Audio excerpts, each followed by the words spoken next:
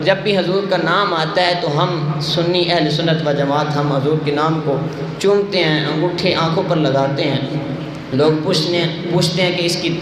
دلیل کہاں ہے، تو میں نے کہا روضۃ الفائق کھولو، روح البیان کھولو، شرح موطا امام احمد کھولو، اس میں لکھا ہوا ہے کہ جب حضرت آدم علیہ السلام آپ کو حضور کی ملاقات کا شوق ہوا نا، اشتیاق ہوا، تو اللہ نے وحی کی کہ اے آدم، یہ تیری ہی جو ہے نسل سے، تیری ہی پشت سے آخری نبی ہوگا اور اس کا نام محمد ہوگا صلی اللہ علیہ وآلہ وسلم۔ تو اب دوبارہ وحی کی رب تعالیٰ نے، اور ساتھ حضور کے نور کو حضرت آدم علیہ السلام کی دائیں ہاتھ کی انگلی میں اللہ تعالیٰ نے رکھ دیا، اور حضور کا نور ہر وقت تسبیح کیا کرتا تھا، اس لیے اس انگلی کو مصباح کہتے ہیں۔ اب ذرا غور کیجیے، روضۃ الفائق میں یہ بات موجود ہے کہ رب تعالیٰ نے حضور کے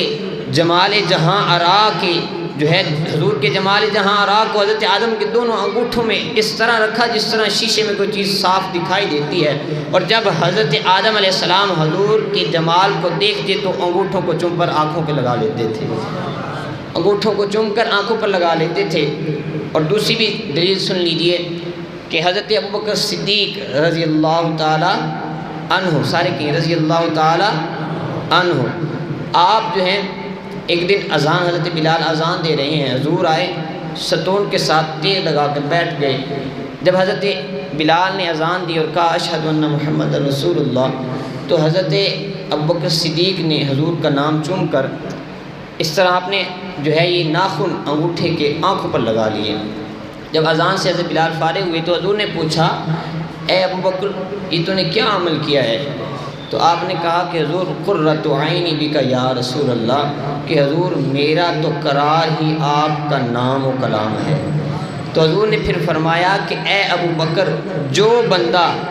بندہ تیرا یہ عمل کرے گا تجھ سے دیکھ کر، جو تو نے انگوٹھے چومے ہیں میرے نام پر،